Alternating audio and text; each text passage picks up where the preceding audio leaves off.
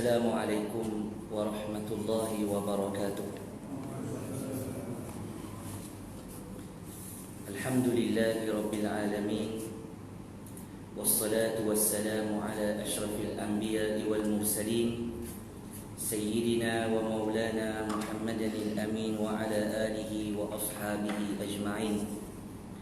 Subhanaka la ilma lana illa ma 'allamtana innaka antal alimul hakim. ولا حول ولا قوة إلا بالله العلي العظيم. اللهم اجعلنا ممن يستمعون القول فيتبعون أحسنه.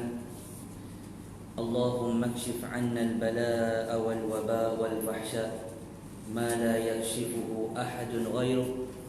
اللهم آمين. أما بعد، فقال الله تعالى في القرآن العظيم: يرفع الله الذين آمنوا منكم والذين أوتوا العلم درجات. Allah mengangkat darjat orang-orang yang beriman kepada Allah di kalangan kamu, dan Allah mengangkat darjat orang-orang yang berilmu di kalangan kamu kepada beberapa darjat. Mudah-mudahan Allah pilih kita tergolong di kalangan orang yang tetap imannya, dan Allah Ta'ala memilih kita dari kalangan orang yang mendapat ilmu dan serta dapat amalkan apa yang kita pelajari. Kerana syarat orang yang nak jadi alim tu, dia mesti mengaji dan beramal dengan ilmu dia. Itu baru panggil alim. Kalau orang yang berilmu tidak beramal, itu orang yang tidak alim. Bila sebut kata alim, seorang yang berilmu, kalau ramai dipanggil ulama, yakni orang-orang yang berilmu. Sebab itu Nabi sebut, innal ulama'a warasatul anbiya. Sesungguhnya para alim ulama, yakni orang-orang yang alim di kalangan umat Nabi itu, mereka adalah pewaris kepada Nabi. Sebab apa disebut sebagai pewaris kepada Nabi? Sebab mereka itu para ulama, para guru kita, belajar dan beramal dengan ilmu yang mereka pelajari. Sebab itu mereka menjadi waris kepada Nabi. Tadi nak main minum air, tersedok. Lepas tu kau duk batuk lagi kan? Hidup sehati pula kata awak ustaz batuk.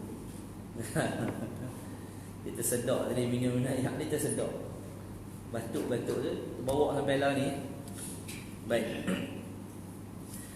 Bila ulama itu digelar sebagai alim ulama, ialah orang yang belajar dan beramal. Kalau kita belajar, kita amal, kita pun orang alim, kerana kita telah mempelajari ilmu yang ditinggalkan oleh Nabi SAW, kemudian kita amal. Antara amalan yang kita buat, solat berjamaah di masjid. Antara orang yang mengamalkan ilmunya, berpakaian dengan menutup aurat, baik dengan jirannya, baik dengan isterinya, baik dengan sahabat-sahabatnya, baik dengan semua orang. Benda yang baik dia sokong, benda jahat dia lawan.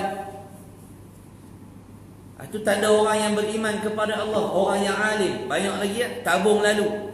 Dia tahu bubuh duit ni pahala dia banyak. Bila kita buat duit dalam tabung surau kita, surah Al-Iman, duit itu akan diguna untuk surau kita juga. Surau ni rumah Allah, bukan rumah kita. Kita bayar sebulan 100, 200 duit kita. Tiap-tiap bulan potongan tetap masuk ke masjid, masuk ke surau di kampung kita, dalam qaryah kita. Tiap-tiap bulan orang-orang yang duduk main masjid ni, kalau ada 100 orang, tiap-tiap bulan dia bain seorang 100 masuk dalam akaun surau. Setiap bulan, selagi dia hidup, dia konsisten. Macam bayar bil, top up, bil elektro, bil elektrik, bil air, bayar kereta, bayar duit rumah, beli beras, makan minum. Lebih lagi daripada yang kita derma. Ala kulli hal, konsisten satu bulan 100 infak dalam tabung masjid atau surau di kawasan kita sendiri. Orang main mengaji, akaun yang sejuk ni sebab duit kita. Duit kita tu main dari mana? Main daripada Allah. Dah ustaz, mana main dari Allah? Kami yang kerja, ialah hang kerja, hang pakai tangan apa? Hang guna tangan siapa? Tangan kita ni siapa buat? Allah yang buat. Apa bukti dia? Berapa ramai orang yang nak gerakkan tangan dia tak boleh gerak. Pasal apa? Stroke. Ada orang ada tangan tak boleh angkat. Pasal apa? Allah bagi dia stroke. Allah uji dia. Kalau betul tangan tu tangan kita, kenapa kita tak boleh bergerak? Kenapa kita tak boleh bergerak? Ada orang duduk di hospital patah paha. Ataupun kita kata dia elok tapi tak tahu saraf dia yang menyebabkan dia tak boleh gerak kaki. Slip disc, tak boleh berdiri. Tak boleh duduk, kena baring. Kalau betul batang tubuh ni kita punya, kenapa kita tidak boleh guna? Kerana Allah lah yang memiliki tiap-tiap sesuatu yang ada di alam ini. Kalau bila kita main mengaji, kita beramal, Allah letakkan kita di kalangan orang yang berilmu. Allah sebut innama yakhsyallaha min ibadihi ulama. Hanya sahaja orang-orang yang takutkan aku di kalangan hamba aku ialah para alim ulama. Syarat orang Taman Nilam ni, kalau orang Taman Nilam Sungai Petani ni nak dapat syarat, nak dapat title takut kepada Allah, Allah sebut hanya sahaja hamba-hamba yang takutkan aku. Allah letak syarat dan Allah habaq. Siapakah di kalangan hamba Allah yang takut pada Allah? Siapa? Allah kata al-ulama, yakni orang yang berilmu dan beramal dengan ilmu dia. Maka tuan-tuan dan puan-puan yang dirahmati Allah sekalian, kalau nak kita ni tergolong di kalangan orang yang takutkan Allah seperti mana yang Allah sebut, maka kita kena amal dengan ilmu yang kita belajar. Makin hari makin pendek umur kita, penyakit makin banyak. Allah bagi denggi, sampai hari ni tak ada ubat khusus untuk denggi. Allah bagi pula Covid. Hari ni Kedah 100 lebih, 100 lebih. Bah ketil ada satu hari. Yang lain tu tak ada tengok ada atas kereta tadi. Sambil pasang letak kat dia sebab tu dengar. Tak apa nak boleh fokus kat tengah bawa kereta. Kita bawa kereta pelan ya, rapat meter. Jadi tak ada nak dengar.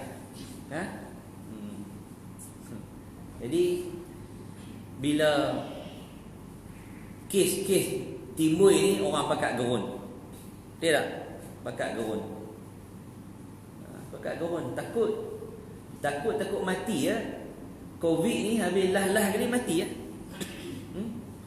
Pakai mask, pakat beli mask spare di rumah. Nak pergi mana ya mask, nak pergi mana ya mask. Betul tak? Takut. Tu yang anak-anak tak semayang, tak takut pun. Anak-anak kita tak bagi subuh, kita buat tak peduli ya. Padahal itu dosa besar dalam rumah kita. Tak peduli. Kita duk tunggu statistik tiap petang tu, duk abang berapa Covid. Lepas ni kita minta update pula berapa orang tak semayang.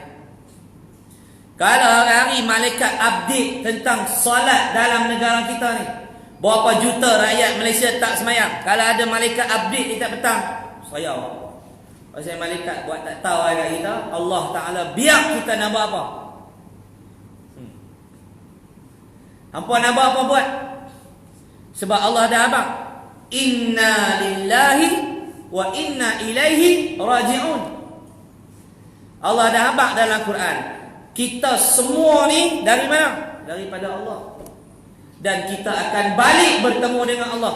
Hang nak buat baik ke, hang nak buat jahat, itu hang punya pasal. Tapi hang akan jumpa dengan aku bila? Saya lepas kuliah lagi pukul 10 ada jemaah meninggal dunia. Esok pagi pukul 9 masuk kubur. Orang mati malam ni lambat sikit orang tanah. Lambat sikit. Mayat yang diletakkan di atas keranda tu bila diusuh, ada dua mayat yang Nabi sebut. Kalau mayat itu mayat yang saleh, dia akan sebut kepada orang yang bawa mayat ni, qaddimuni, cepatkan musuh aku ni, cepat. Tapi kita tak dengar. Mau kalau kita dengar. Jadi serupa cerita Minah dengan Dut tak tahu siapa mati dulu. Tu pun dia bawa main keranda lah tuan-tuan. Patah balik pusing dalam sungai 3-4 kali. Ha? Cerita pergi Ramli. Nak bayar hutang tak lepas, pergi pakat cerita mati. Okey, minta duit nak urus mayat. Hak usung kerana dengar kata hidup balik. Dengar kata hidup balik. Mayat hidup balik. Musing dengan keranda tu. Tuan-tuan, bayang tengok kalau kita tunggu ayah kita, tunggu anak kita, tunggu tok wan kita, tunggu isteri kita. Ha?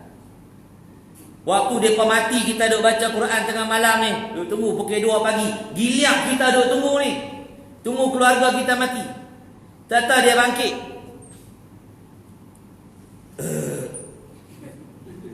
Pukul 2 pagi. Semua orang lain dah. Agak-agak nak buat apa Abang Haji?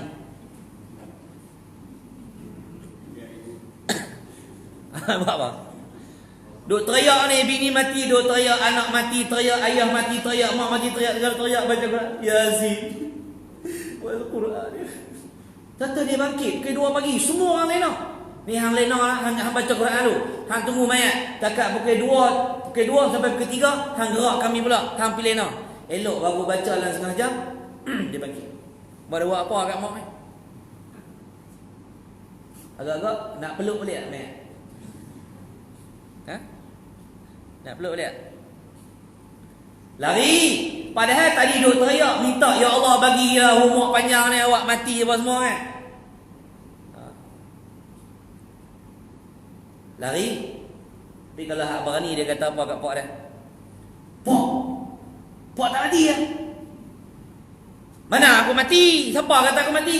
Loh, mereka main cek polis, main tekan perut lah apa semua dengan doktor, main duk boh. Jolok ke hidung apa semua. Duk test COVID tak COVID. Mereka hantar pergi mak-mak. Boh pak dalam KA, bawa balik, main hidup balik. Aku mana mati? Bila aku mati?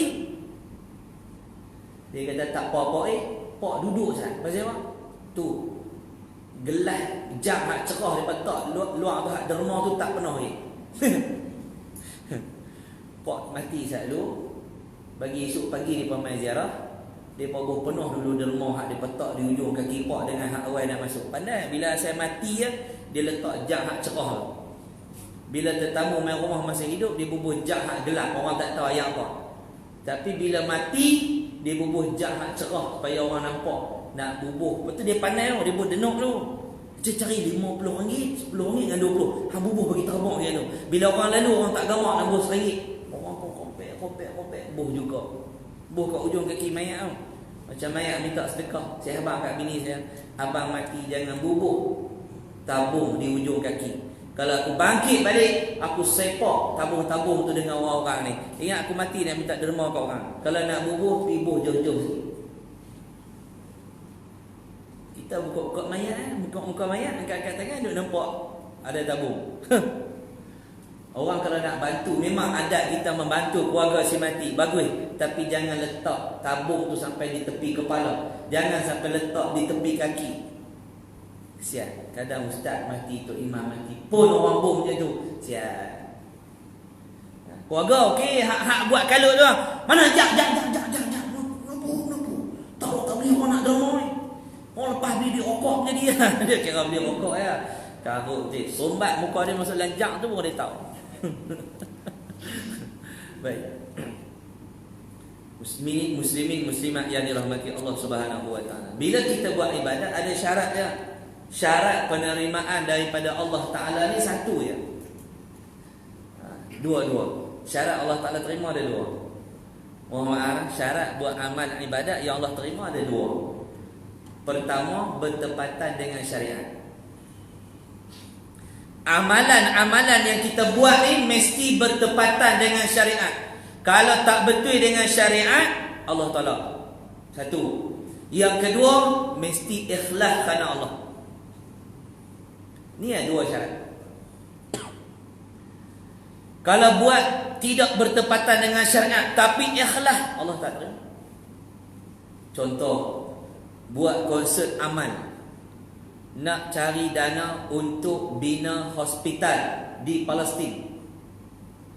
Panggil artis main berjoget, laki perempuan dengan baju ketatnya, dengan tak tutup aurat, laki perempuan bercampur hang aku, berguling golek gedik-gedik, lompat kau ni. dengan rambut peraknya, dengan jantan betina ni sampai tak tahu mana laki orang, mana bini orang.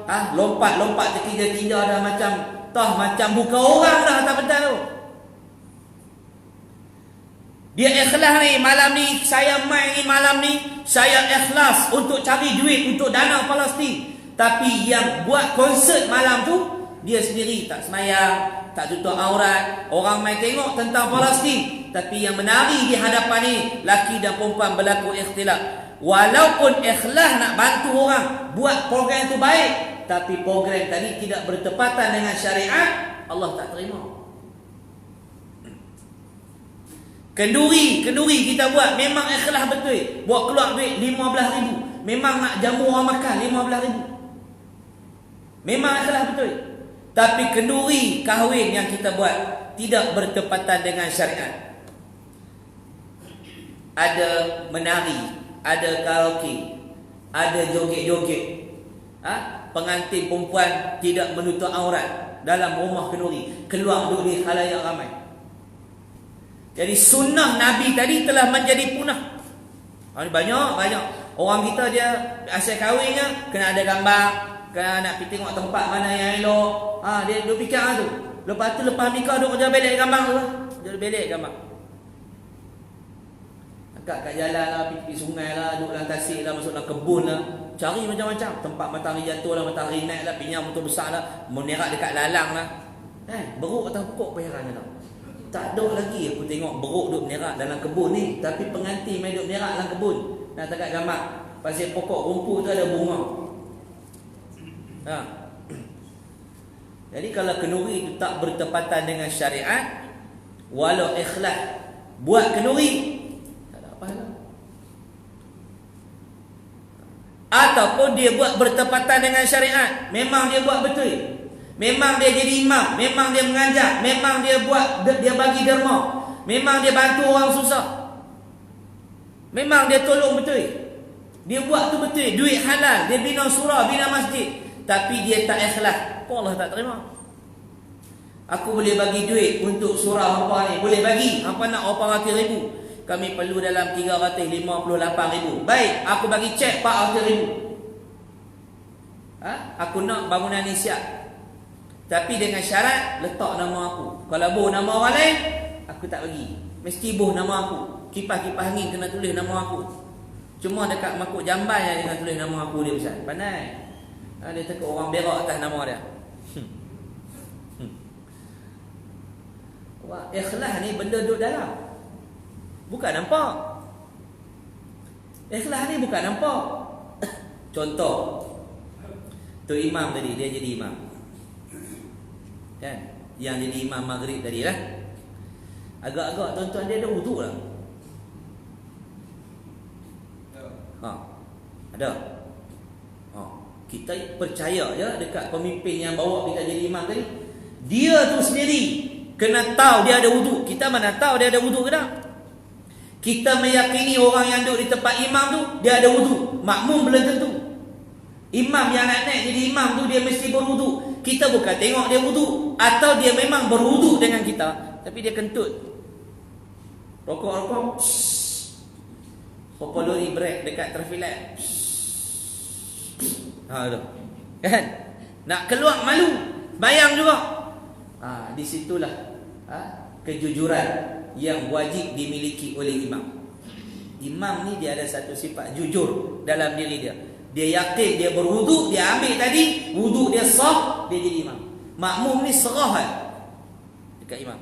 Betul tak? Jarang orang fikir, tu imam, apa ni ada wuduk tak? Jarang. Orang kata apa? Tu imam macam panjang kan, kami tak larat. Lalu orang fikir tu kan. Orang kita kan lebat sembahyang fikir langsung. Nyembang lama-lama tak apa pula. Kuliah lebih sikit lah waktu isyak, hak duduk belakang. SOP. Ustaz, berhenti. Lebih dah 5 minit SOP dekat isyak je. Ni, berhenti. Sagi dia pergi lepak kedai makan sampai ke 12. Duduk dalam kedai makan, mask tak pakai, dia boleh duduk 2 jam, 3 jam. Lajak sikit lah kuliah. SOP ni apa? Apa mana SOP? Tak tahu. Punya lama dah sebut, tak tahu SOP tu orang. SOP tu semua orang payah. Semua orang pening. Pening lah keluar rumah nak pakai mask. Kena duduk berjarak. Hak nu tadi kena sanitize tangan.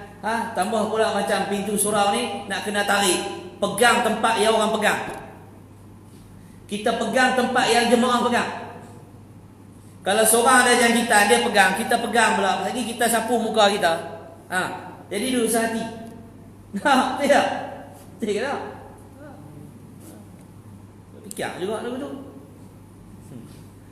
Jadi imam dia ada sifat kejujuran. Maka ikhlas ni Allah Taala sebut dalam Al-Quran, huwallazi arsala, Allah Taala sebut alladzi khalaqal mauta wal hayata liyabluwakum ayyukum ahsanu amala. Dialah Allah.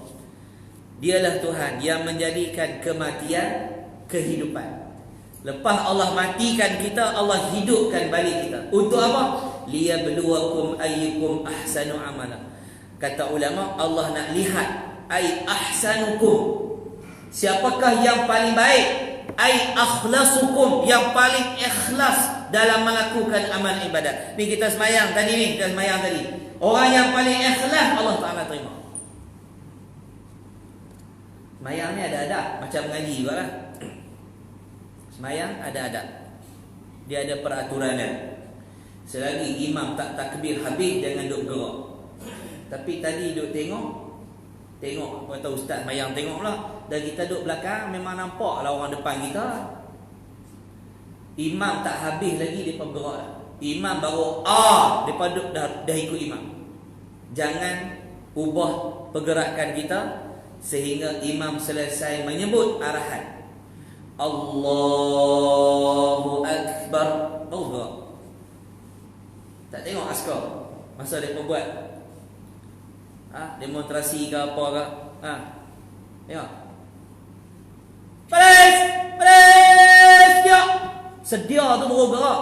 Bukan bila sebut baris, gerak dah. Dari kiri, gerak dah. Dia kena cepat jalan, baru jalan. Betul tak? Kenapa semayang tak ikut macam tu? Kan Nabi yang ajak kita. Sami'allahu liman hamidah. Gerak. Sami'allahu liman hamidah. Allahu Akbar. Allahu Akbar. Ni tu imam baru Sami'allah. Kita awal pada imam.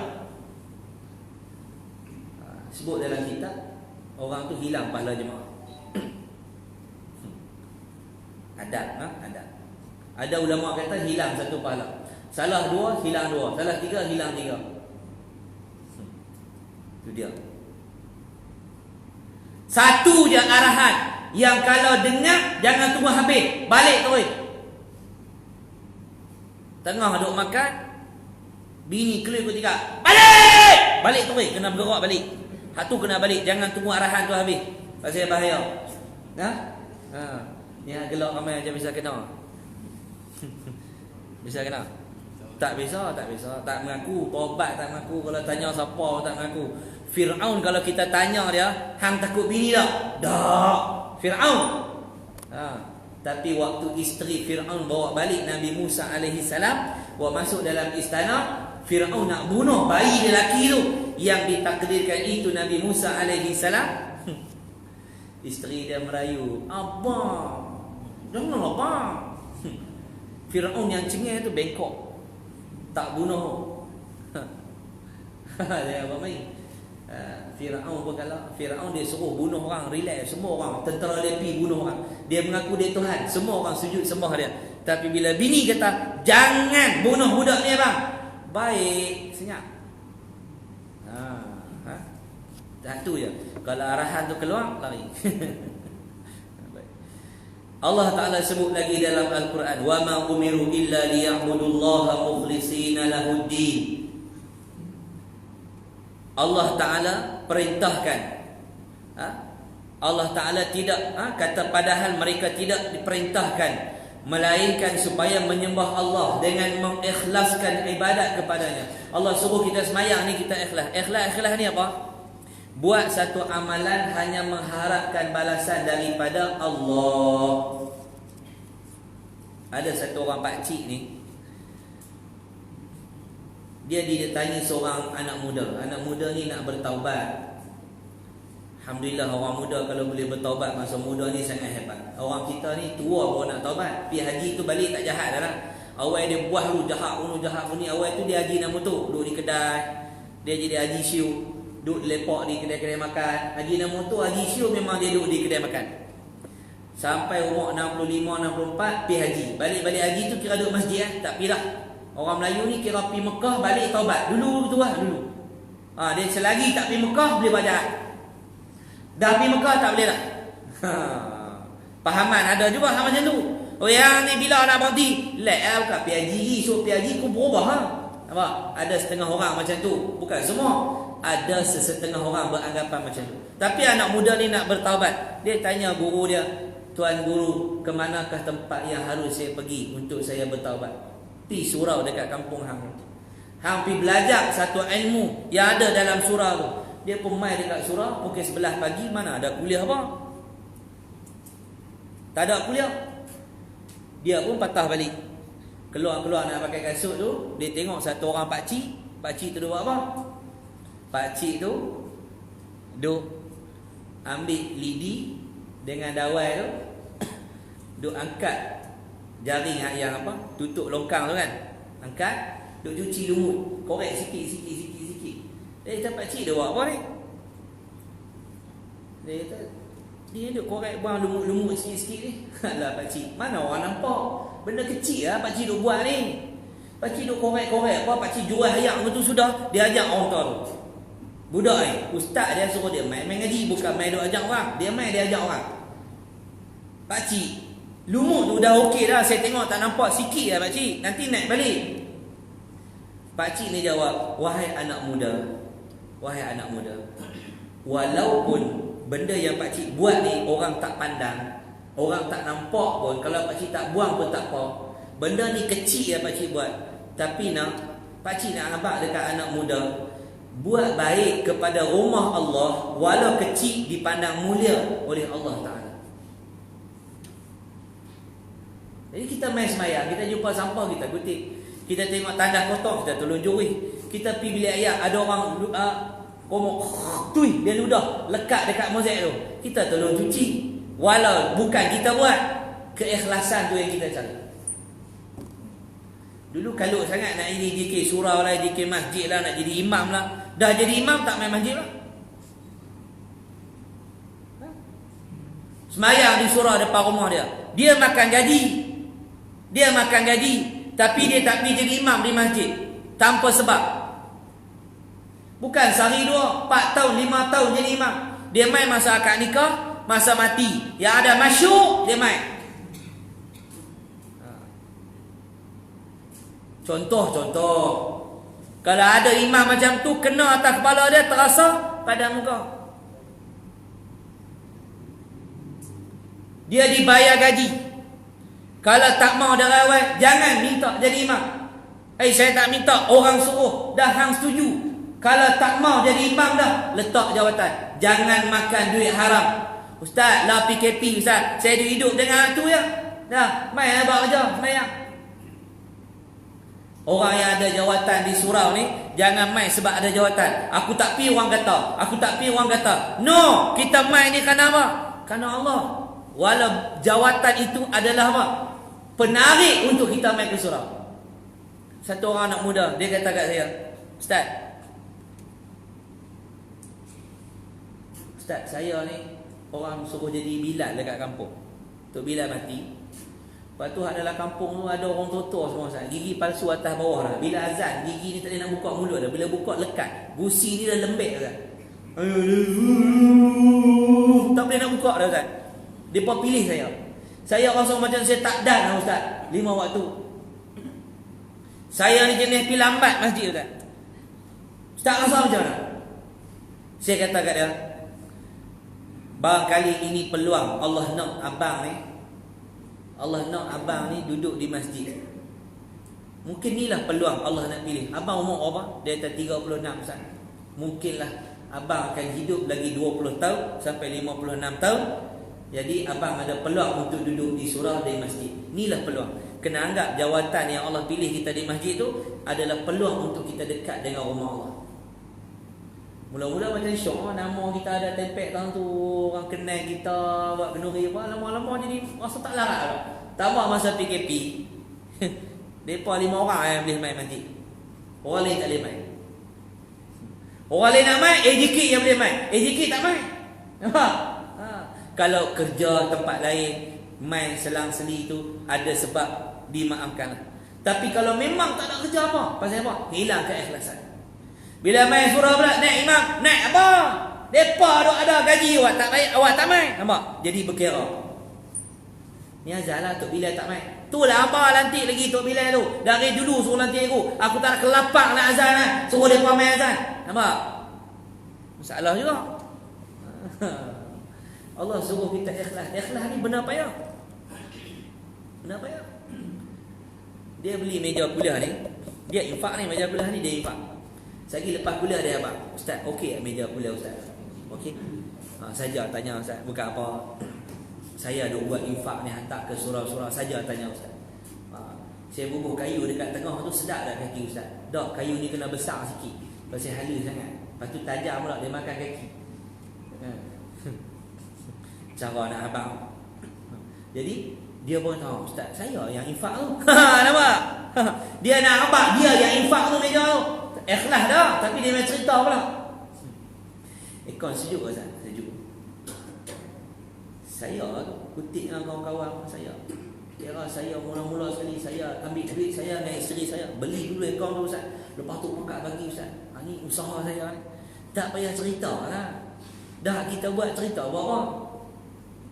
Saya bukan kata tak ikhlas apa Ustaz. Sajalah nak habaq dah Ustaz.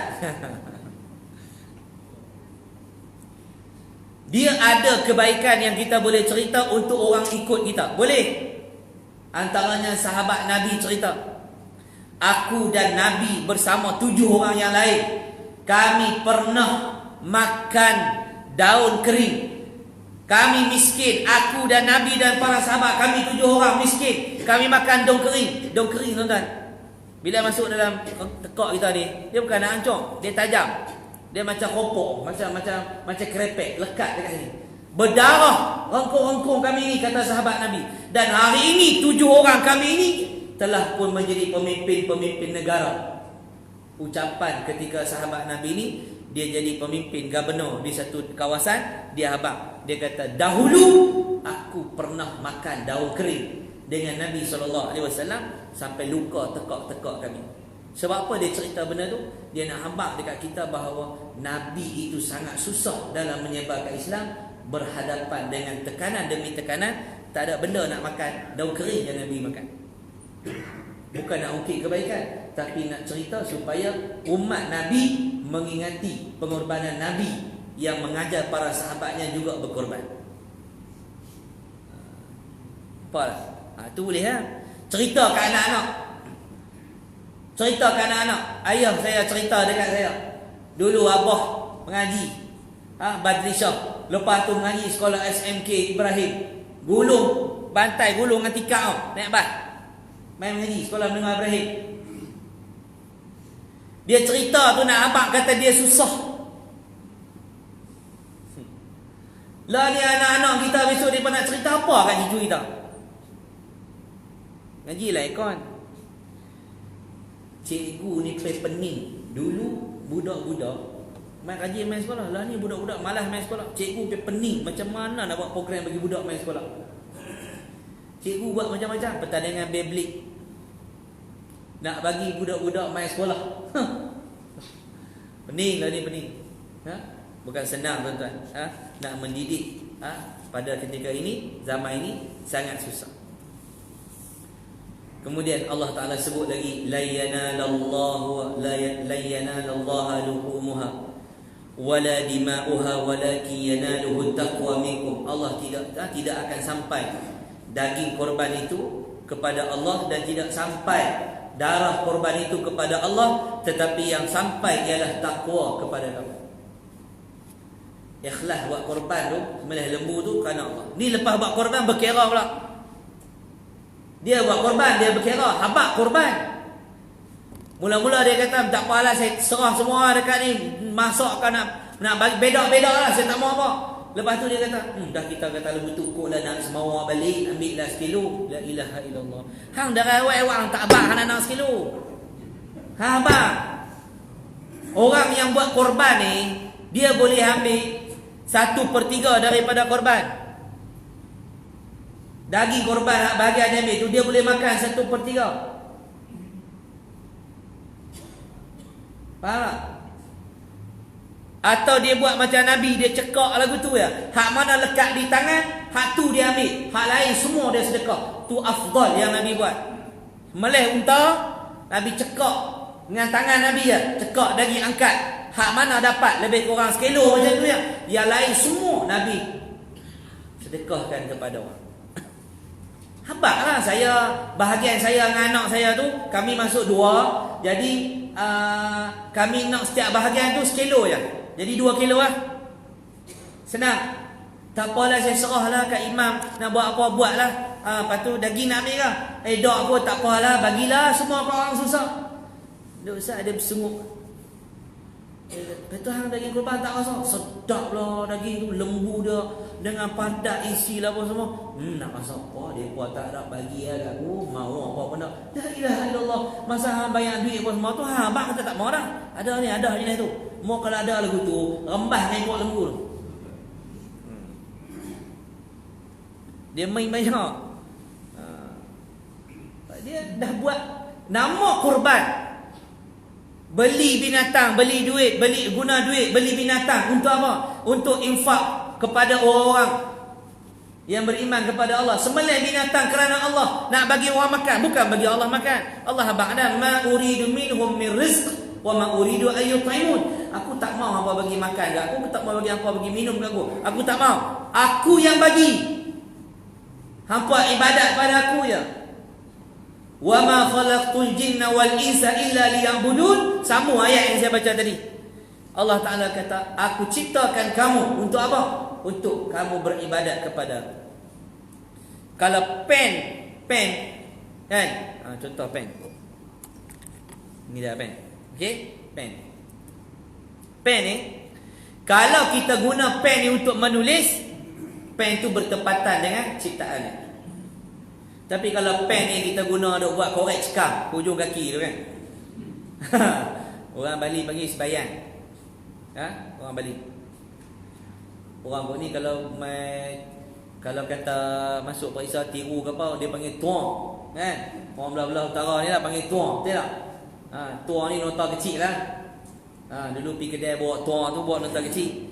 Jarang orang budak-budak muda tak dengar dah benda-benda tuang ni. Tapi belah-belah Bali ni dia panggil candik. Saya bila mengaji di Bali ni tak apa, depa ni dia kata candik, mu buat candik je nak. Candik apa pula dah. Duduk tulis-tulis cik-cik tu lah. Nak ngapai tak ingat. Ingat tapi takut lupa. Selit ko buat selit periksa. Tulis ko dalam baju ni. Mai tulis atas meja, guna pensel tengah malam. Macam-macam. Besok dia kena pindah meja. Tu yang syok. Ada kawan seorang dia mai tulis lah ni dengan pensel ni. Tulis dengan pensel tak nampak sangat. Dia duduk-duduk, pemeriksa tengok. Di belakang tu, boleh derah macam lori ais tu. Baik, suara tu berhenti. Dia duduk dekat meja tu, tetap pemeriksa pengawas peperiksaan kata, ni bang, duduk depan. Kawan penat tengah malam duduk dia mulai dia buat datang tu. Allah nak pelihara dia daripada tiru. Tidak dia tiru, sijil dia tak ada keberkatan. Baik. Kita nak tutup kuliah kita pada malam ni lagi sejam. Tu dia. Pergilah Ustaz. Nak bawa satu kisah. Kisah ni panjang. Saya cuba ringkaskan. Cerita kata ikhlas ni kita kena amal malam ni. Mudah-mudahan Allah angkat COVID daripada negara kita. Kalau hilang dalam negara kita, apa tempat lain tak hilang, tak boleh pergi Mekah ni. Tempat yang paling sedih tak boleh pergi Mekah. Tak boleh pergi Madinah. Tu sedih. Dulu masa ada duit tak mau pergi. Simpan lah apalah, nak buat belayak lah, nak buat ni lah. Tunggu tua sikit lah, tunggu pencil lah apalah, nanti kupi lah. Tak boleh pi. Bila tak boleh pi? Ya Allah, Ustaz, bila nak boleh pi umrah lah? Nantilah. Pi umrah balik kena kuarantin 2 minggu. Duduk sana, takat maklumat hari ni, boleh pi buat umrah sekali sahaja. Pi sana boleh masuk Masjidil Haram sekali. Sekali masuk hanya 3 jam. Dia bagi gelang tu, ada barcode tu, scan, tawaf, dalam keadaan berjarak, tawaf, kemudian sa'i, Zam-Zam pun dia ambil, ada tentera yang dia bagi. Dia bagi botol kita. Peganglah botol tu. Lepas tu habis mayang, kalau kena waktu solat. Kalau masuk tawaf ke 7, tak ada lah mayang fardu, tak boleh dah. Subuh tak boleh mayang, Zuhur tak boleh mayang dalam masjid, kena keluar. Hak yang prosedur lah ni 3 jam. Naik kapal terbang 9 jam, boleh masuk 3 jam. Dulu masa boleh duduk lama, mayang depan hotel. Mayang dengan Bangla sebelah tu. Kita duduk lalu tu kan, lepas mayang tu tengok ada orang masbuk. Masbuk tu orang Melayu lah. Celah-celah tu bunyi lah. Seorang Bangla, Allah Akbar. Celah-celah tu bunyi orang Kedah. Allahu Akbar. Kedah lah ni. Tengok beg tulis Sungai Petani, Taman Nilam. Kampung tuan-tuan. Mayang depan hotel tu. Mayang depan hotel. Mungkin dia pindah, dia nak terberak, dia patah balik. Mungkin lah mungkin. Tapi kalau hari-hari tu, itu bukan mungkin lah tu. Lah ni baru sedih, tak ada semayang dalam masjid. Baik, ada satu kisah. Bagaimana orang muda ni, satu orang anak muda ni, tuan-tuan dan puan sekalian. Nabi cerita, mereka 3 orang ni. Mereka ni berjalan-jalan sehingga terpaksa bermalam di sebuah gua. Kisah ni masyhur lah, cerita orang muda masuk dalam gua.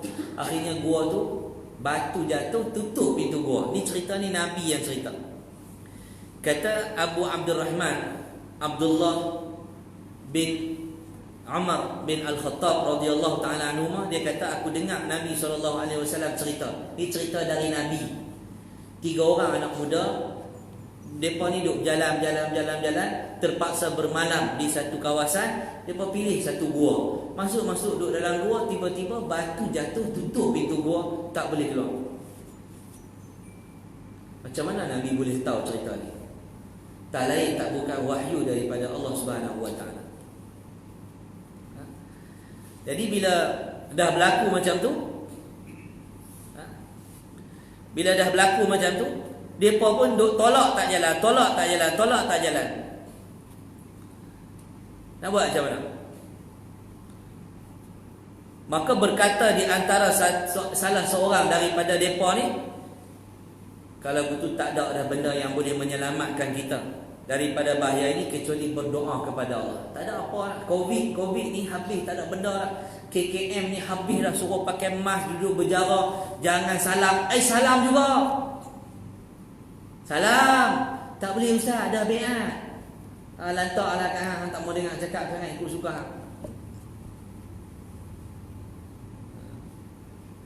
Habis retiak dah. Hari-hari. Tadi Tan Sri Nur Hisham sebut lagi. Sekali lagi saya mengambil kesempatan untuk memperingatkan diri saya dan seluruh rakyat. Hari-hari dia ulang benda sama, supaya kita jaga SOP yang ditetapkan oleh para doktor kita. Mereka nasihat kita macam tu, kerajaan ikut dan kita ikut. Mudah-mudahan ada kebaikan. Hidup jaga berjarak ni tak apa nak berjangkit. Kalau kita hidup macam dulu rapat-rapat, kena seorang satu taman ni Covid, sebab kita berjarak tu yang kena 2-3 orang saja. Yang kotak rapat je kena. Betul tak? Tak ada cara lain lah. Usaha dah. PKP buat dah. Selangor kena pula. Wilayah kena. Putrajaya kena. Sabah kena. Kedah, na'udzubillah. Hari tu kena di Sungai Petani. Kesian. Kena di Alostak pun kesian. Tak ada cara lain lah. Kita kena berdoa pada Allah dan bertaubat pada Allah. Jadi 3 orang anak muda ni, kisah dia kita boleh ambil teladan sempena Covid. Jadi maka berkatalah salah seorang daripada mereka, kita berdoa kepada Allah dengan amal-amal soleh yang kita pernah buat. Maknanya bertawassul dengan amalan kita buat. Lalu ni kita duduk 3 orang ni, kita cerita dekat Allah apa kebaikan yang kita buat. Moga-moga batu ni Allah gerakkan. Orang lain tak boleh gerakkanlah batu ni. Allah yang menggerakkan batu tadi hingga tutup lubang gua ni. Allah jualah yang boleh menggerakkan kembali batu ni. Duk. Orang yang pertama dia apa? Orang pertama dia apa? Balik sekali duduk dengan bini, lawan cerita kebaikan hak buat. Lepas tu bertawassul dengan amalan kita tu. Minta Allah Ta'ala cegah kita daripada penyakit. Kalau ada amalan hak ikhlas tu. Ni, Nabi cerita. Yang pertama dia kata apa? Dahulu aku mempunyai ayah dan ibu yang sudah tua. Aku tidak pernah memberi minuman susu kepada orang lain sebelum mereka berdua minum, sekalipun keluarga atau hamba sahaya. Aku ada mak ayah, aku tak pernah makan, tak pernah minum. Selagi mak ayah aku tak minum, aku takkan minum. Walau anak aku lapar pun aku tak bagi. Aku jamu ayah aku dulu dengan mak. Satu hari dia kata, aku membawa binatang ternakan kambing ke satu tempat yang jauh, sehingga aku tidak kembali kepada keduanya, yakni kepada ibu bapa aku, kecuali setelah jauh, setelah lewat malam. Lewat malam dah balik, kedua-duanya dah tidur. Bila mak ayah aku dah tidur, aku perahkan susu untuk minuman malam mereka, tetapi mereka sudah tidur. Aku tidak suka mengejutkan mereka, makna membangunkan mereka daripada tidur. Aku tak mau ganggu daripada tidur. Aku tetap menunggu mereka bangun sehingga terbit fajar. Sedangkan mangkuk susu itu di tangan aku. Dia pegang mangkuk susu ni macam ni, kan? Daripada malam ni duk tunggu ayah dia ni sampai pagi. Sampai pagi. Bukan dia letak, dia lena tepi ayah dia. Dia tunggu sampai pagi. Mak ayah dia tak minum ni. Okey. Kemudian dia kata, manakala anak-anak aku pula menangis di kaki aku, minta supaya aku berikan susu kepada mereka. Duk berdiri, anak duk raya, abah nak susu. Shh, Tok Wan lena. Tok Wan tak minum, kita jangan minum. Abah, dia lapar, dia nak susu. Shh, Tok Wan lena. Sekali Tok Wan jaga, baru kita bagi Tok Wan minum, abah bagi adik minum. Nampak? Dan dia kata apa? Apabila kedua ibu aku bangun, mereka pun minum minuman malam tadi, maka aku pun berilah minuman itu kepada mereka dan kepada anak aku. Dan dia kata, ya Allah, kalau aku buat tu benar-benar ikhlas mengharap redha-Mu, ya Allah, lepaskanlah kami daripada gua ini. Maka terbukalah sedikit pintu gua tadi. Itu dia. Ya Allah, kalau betul aku hari tu ada bagi derma 10,000, ya Allah, ya Allah, Engkau angkatlah COVID daripada negara kami ni. Kalau ada, tu pun tabung lalu puas pilih duit RM1 ya. Kalau duit ada 500, 50 duduk kelas dulu. Tak ada duit lagi. Tak apa, tolak tabung pilu. Tolak tabung pilu. Udah Ustaz, ada amalan ikhlas Ustaz. Kami mengaji ikhlas. Ikhlas apa? Mengaji lenguh. Berapa kali dah ubah kaki. Sagi ubah kaki kat lagi ubah kaki di atas, lagi ubah kaki di bawah, lagi ubah kat ni. Lepas tu sagi dia buat mengeliak ke tu. Sagi tak cukup lagi, dia tepuk paha. Dia nak bagi Ustaz nampak kata dia lenguh. Kan?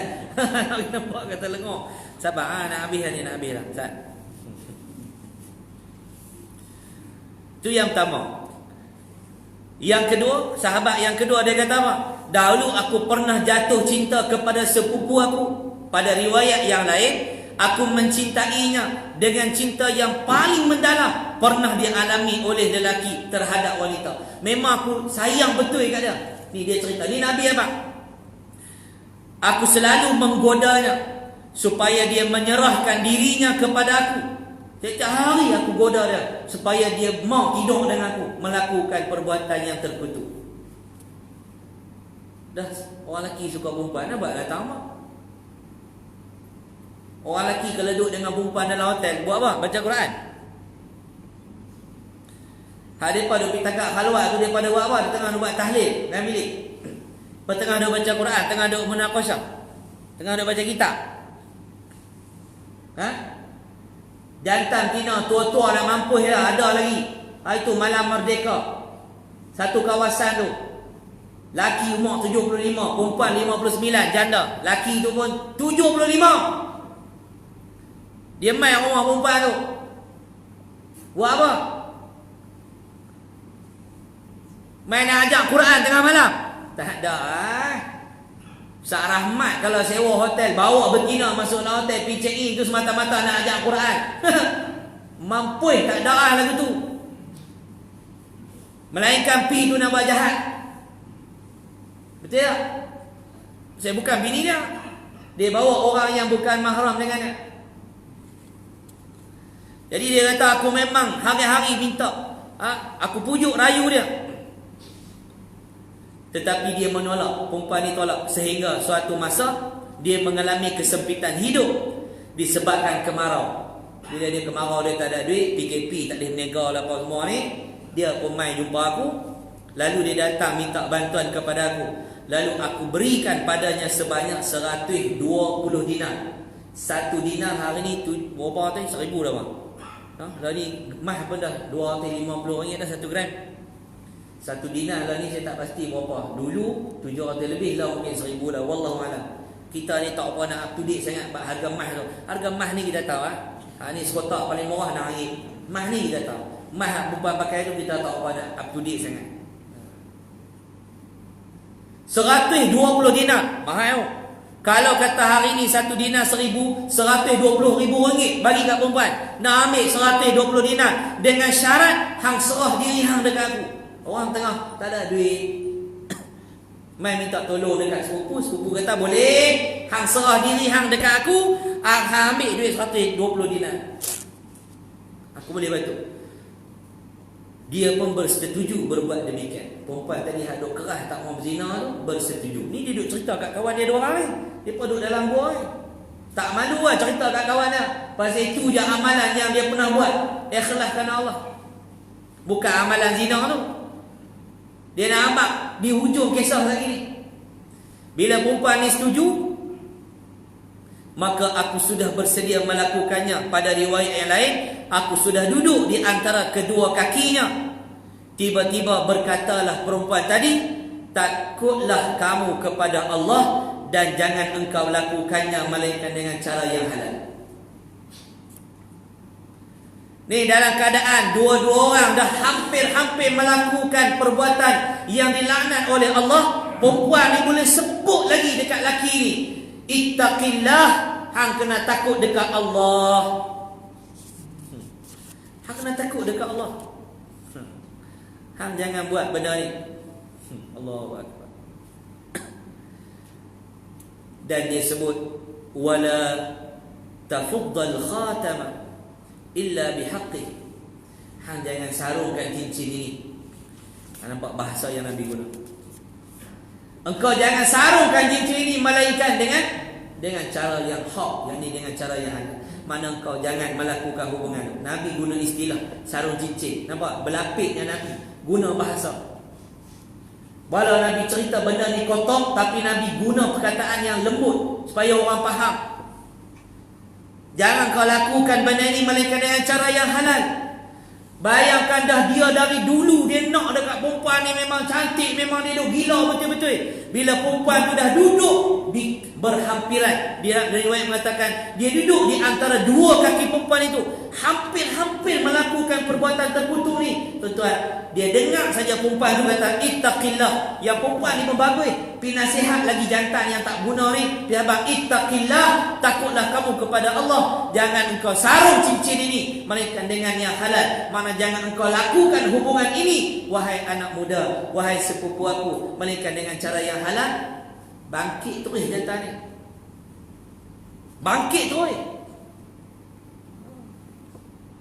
bangkit. Maka aku segera bangun meninggalkan wanita itu bersama wang 120 dinar yang aku bagi. Aku bangun, duit tu hang ambil. Aku takkan buat ada benda ni kat hang. Hang ambil, ambillah. Pi. Teriak dia, jantan ni teriak.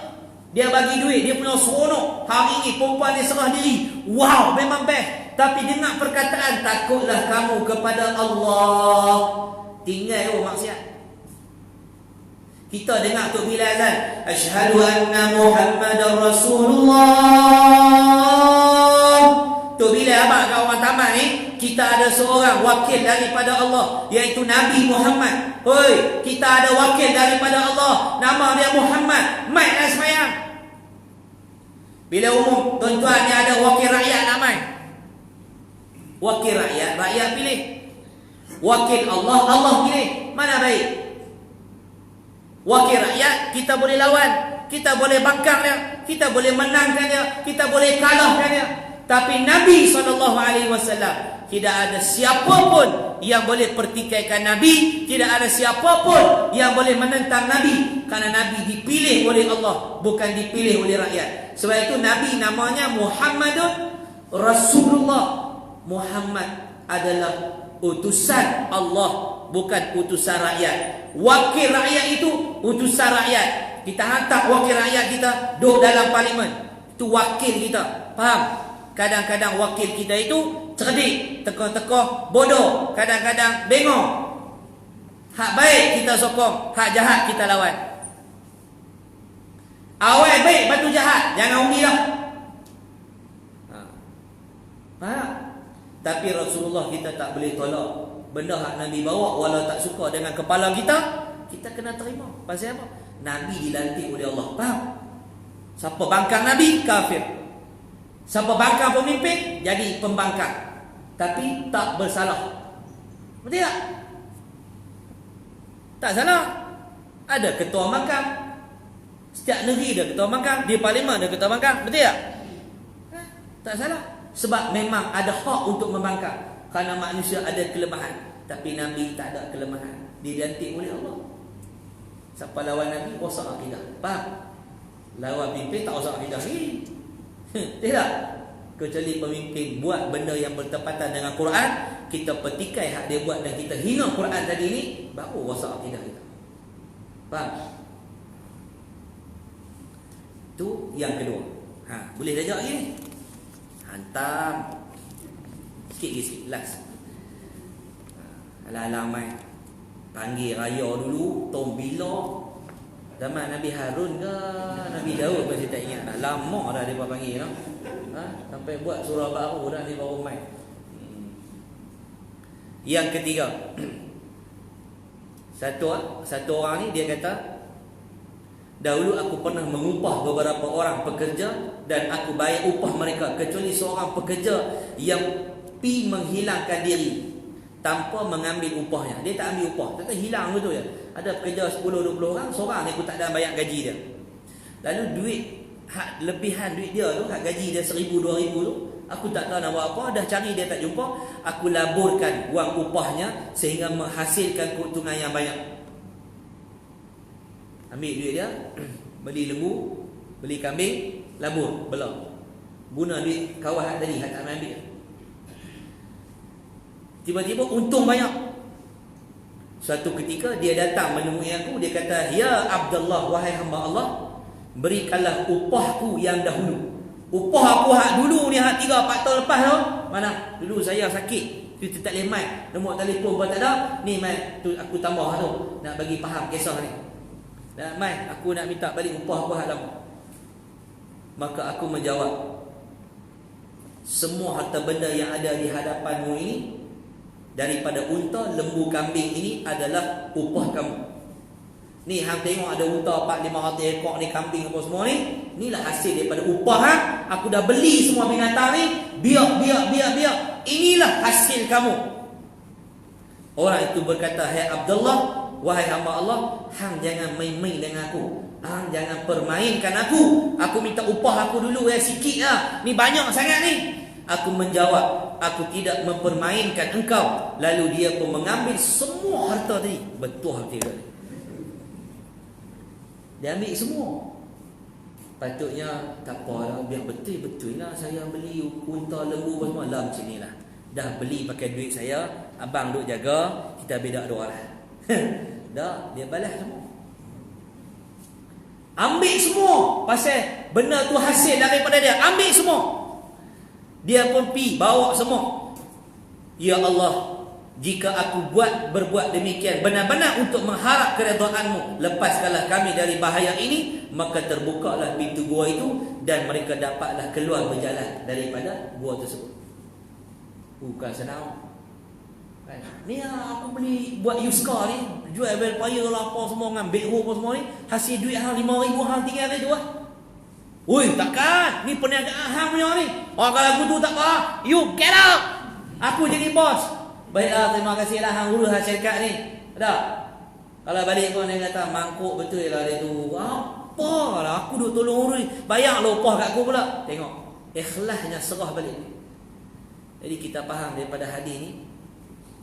Kalau kita ada duit haram. Kita ada duit haram. Okey? RM1,000 duit haram. Duit rasuah. Rasuah ni dosa besar, tuan-tuan. Dosa besar.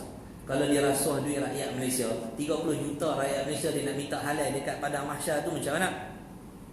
Kalau dia rasuah tu duit rakyat Kedah. Rakyat Kedah ni ada berapa juta, dia nak minta maaf seorang-seorang dekat mahsyar nanti macam mana? Orang yang jadi menteri, jadi pemimpin duk rasuah duit rakyat ni, kalau rakyat Malaysia ada 30 juta, dia nak minta maaf seorang-seorang di mahsyar nanti, tuan-tuan.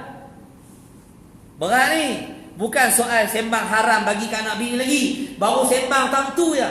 Ambil rasuah. Kalau duit tu duit rakyat Malaysia, diselewengkan, hang nak minta maaf halal daripada semua rakyat Malaysia di hadapan Allah nanti. Macam mana?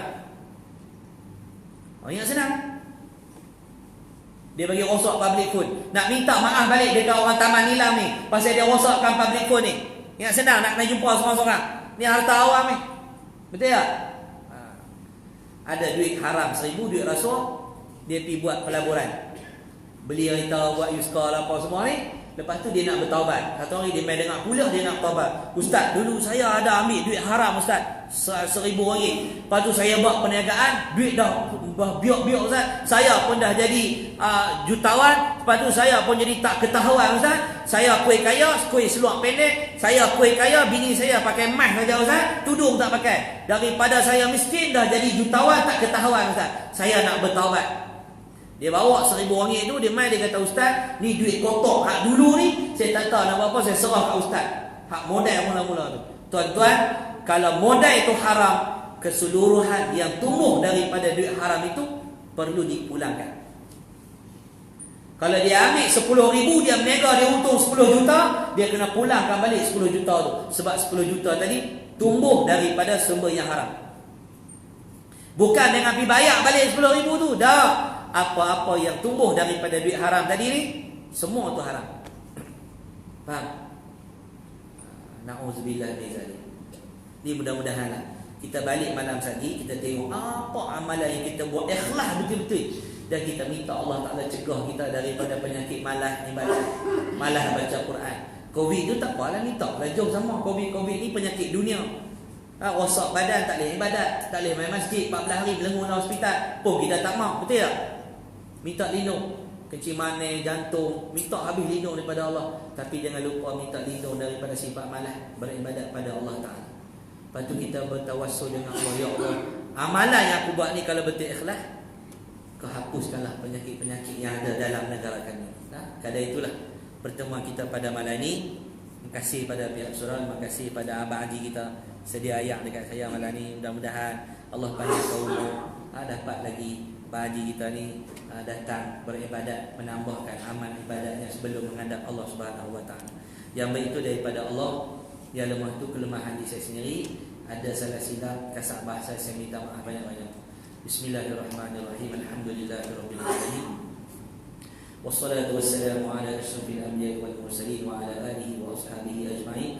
Allahumma 'allimna ma yanfa'una wanfa'na bima 'allamtana wa zidna 'ilma wa 'amalan mutaqabbalan ya arhamar rahimin.